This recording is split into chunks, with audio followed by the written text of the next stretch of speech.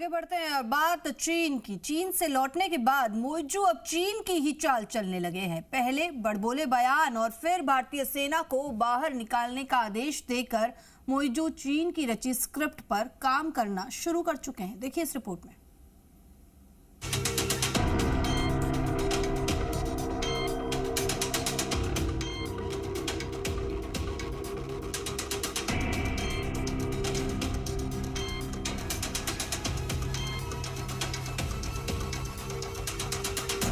We may be small, but that doesn't give you the license to bully us. और बड़ा शुक्रिया। चीन से लौटने के बाद मोइजू अब चीन की ही चाल चलने लगे हैं। पहले बड़बोले बयान और फिर भारतीय सेना को बाहर निकालने का आदेश देकर मोइजू चीन की रची स्क्रिप्ट पर काम करना शुरू कर चुके हैं। अपने राजनीतिक फायदे के लिए भारत आउट का नारा लगवाने वाले मोइजू चीन का सिखाया फर्जी प्रोपेगेंडा फैलाने में लगे हैं, जिसका पूरा सच आज हम आपको बताने वाले हैं। मोइजू ने चीन से लौटने पर जो पहला कदम उठाया वो भारत से जुड़ा हुआ ही था। मोइजू ने मालदीव से भारतीय सैनिकों को भारत लौटने का फरमान फिर से जारी किया है। इस बार मोइजू सरकार ने समय सीमा भी तय कर दी।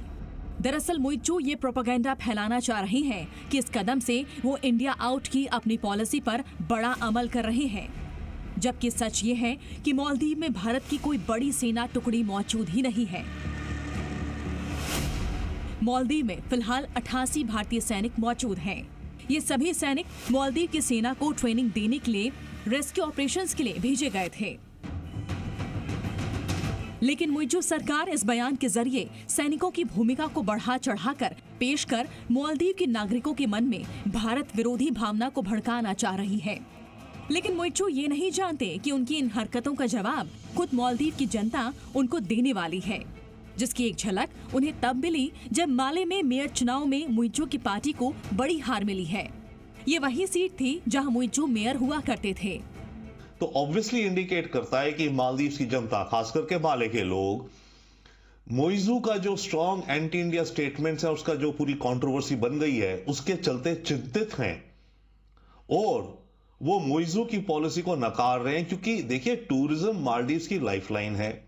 केवल ये नहीं है कि 30% रेवेन्यू जीडीपी का आता है, परंतु करीब 60 से 70% पॉपुलेशन जो है मालदीव की वो टूरिज्म पर निर्भर है। अलग अलग टाइप की नौकरियां, ड्राइवर, रेस्टोरेंट, होटल, ये वो सारे। तो 70% जहां एम्प्लॉयमेंट बेस्ड है टूरिज्म पे, वहां पर अगर ये नेगेटिव इंपैक्ट पड़ा तो नुकसान उनकी जीविका को होगा। जहां मालदीव की जनता चीन समर्थक मोइजू को नकार रही है, तो वहीं भारतीय स्टार्स भी मालदीव को किनारा करने लगे हैं।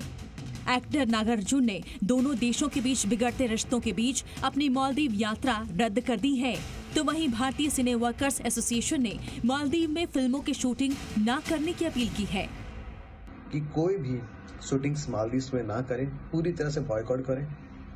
कोई भी हॉलीडेज के लिए वहां ना जाए, अपने सोशल मीडिया पे कोई भी मालदीव के बारे में ना डालें। भारत में कई आइलैंड है, भारत में समुद्र के टच में कई जगह है, आप उसे प्रमोट करें अपने सोशल मीडिया के जरिए और पूरी तरह से बॉयकॉट करें। जो देश के खिलाफ जाएगा, हम उनके खिलाफ जाएंगे। इस घड़ी में हमें भारत देश के साथ खड़ा रहना। मालदीव में भारतीय टूरिस्ट घटने से भी उसे बड़े नुकसान की आशंका है। यही वजह है कि अब वो चीन की तीमारदारी में लगा है। मोइजू जब चीन की यात्रा पर थे, अपने चीन दौरे को गौरवान्वित होने वाला पल बताया था। चीन की वन रोड वन बेल्ट में शामिल होने की बात कही थी।